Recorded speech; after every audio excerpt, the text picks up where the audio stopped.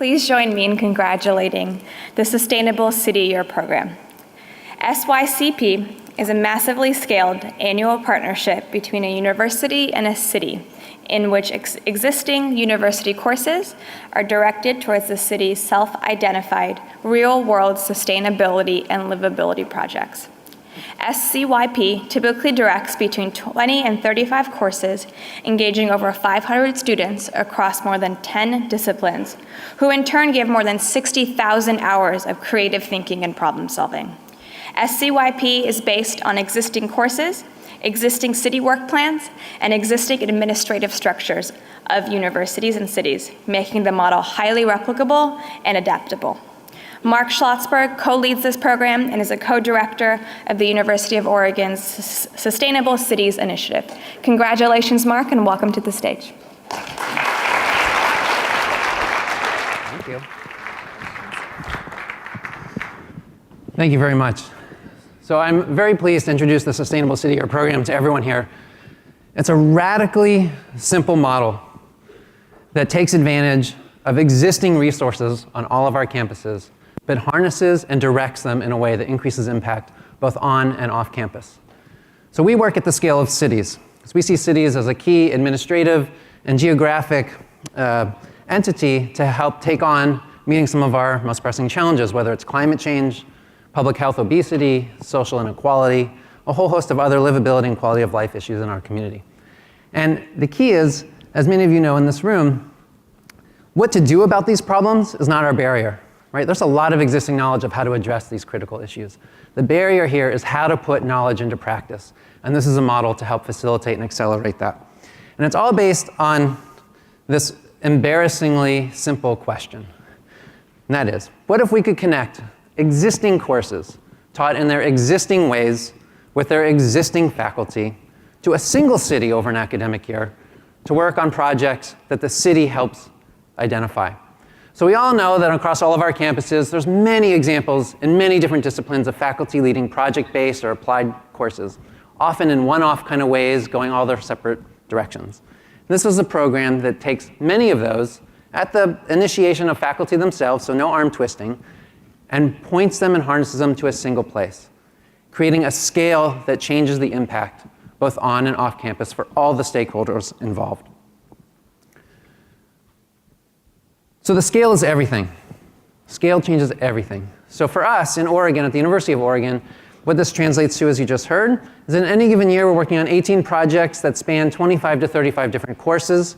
We work across 10 to 12 disciplines that span 5 of the 7 schools and colleges on our campus so far, engaging about 500 students of undergrad and grad levels that give 60 to 80,000 hours of effort to a city's identified projects. And again, this is based on classes that students are already taking with faculty that are already teaching those classes in the ways that faculty control the content. So this is not new courses, no arm twisting. It's an opt-in model for faculty to participate, and students are just signing up for the classes that they would ordinarily take anyway, just harnessing them in a different way. With a little bonus. So we actually charge the city between $250,000 and $350,000 to participate in the program. Not our first year, not our pilot year, we couldn't do this, but now that we're in our 5th year, we actually have cities, we send out a request for proposals that cities apply to, and the winner gets to pay us a fee, which is a pretty nice deal. The work that we do has to be part of the city's work plan. So this is not extra money for the city. This is money that the city has to put into getting things done anyway. For us, it allows us to manage the program internally to the university to a high degree of professionalization, and it demonstrates that the city has real skin in the game because we want them to take student ideas and put them into practice. We're not asking cities to make up projects just as philanthropy for the next generation. This is real work that the city needs help moving forward, but yet could take advantage of the brilliant young minds, innovation, and fearlessness that our students have. We work on a whole wide range of projects, from sustainable architecture, sustainable business practices, sustainable transportation, engaging marginalized communities into public decision-making. The whole host of things that our campuses do are required to meet some of these very complex issues around sustainability, climate change, social inequality. These are pesky perennial problems, as our city partners talk to us about, and they require all the resources that we have across our campus focused in one location. The model is not based on the city where our university is located, by that green star. We've worked with cities that are 2 hours to our north, 2.5 hours to our south, and even on the other side of the Cascades, which are really big mountains out west. So it also disrupts the idea that a university can only focus on their home city. In fact, we've yet to work with our home city because we're waiting for them to demonstrate that they're serious about wanting to put student ideas into practice. And when they do, we would love to do it to work with them as well. The impacts are in all the directions that you might imagine. Students, as you know, work harder when they do applied work. When they know that their ideas might be put into practice, they put more effort into it, and they want to take more of these types of courses. By having a coordinated, centralized way to bring projects to faculty, it actually makes it easier for faculty to participate in this than to go off and create their own one-off projects with their own context. What university doesn't want to work across silos and address some of society's most pressing issues? The problem with many universities have had is how to figure that out. And this is a framework that is embedded into the existing structures of our campuses. We're all teaching courses already. Why not just harness them and direct them to work across disciplines to make impact? Cities are getting thousands of ideas that they're putting into practice at a variety of scales, from saving $1 million 1 year and every year thereafter, from a business class, to putting a new bicycle infrastructure, to bringing new voices into public decision making. It's fantastic. We've also heard from city managers that with staff, for city staff, engaging with 520-something-year-olds over an academic year re-energizes them and re-educates them about doing their public sector work. So we're not only training the next generation of leaderships, we're retraining and re-energizing those who have already gone into the public sector to do the public's work. And of course, this has multiple levels to society, as you might imagine. And it's all based on the resources that already exist on our campuses.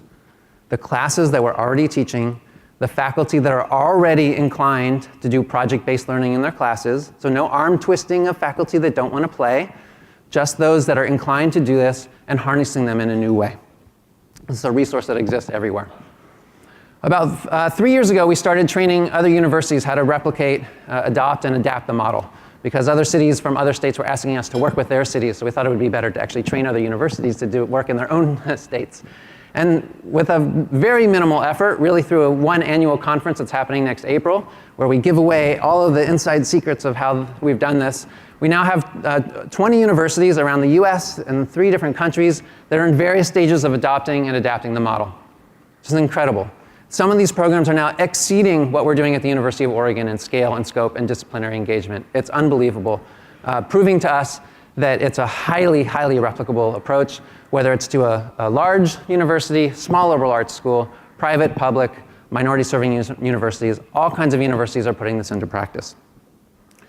Because it's an unprecedented scale of engagement, of harnessing existing resources and pointing them to one location to make change, we have received quite a lot of attention from the New York Times, Chronicle of Higher Ed, Financial Times, Forbes, etc. And we are thrilled to also be recognized here by Ashoka with the Cordis Innovation Award. It's really humbling and thrilling for us. So in a nutshell, that's the work that we're doing. There's a tremendous, tremendous amount of untapped resources on all of our campuses, embedded in the existing courses that we offer, the existing students that are coming to our campuses that want to change the world yesterday, right? The existing faculty that are already inclined to do project-based work. And yet, if we could figure out a way, or using this model, to harness those resources, direct them purposefully and with intention, we can make even greater impact. So I'd like to acknowledge also my co-director, Nico Larco, who's a professor of architecture. Together, we've created this program with the help of many others, and we really feel that this is kind of a subversive way to work inside of the system to accelerate change and help society meet some of its most pressing challenges. So thank you very much for your time, and I'm happy to talk more about it later.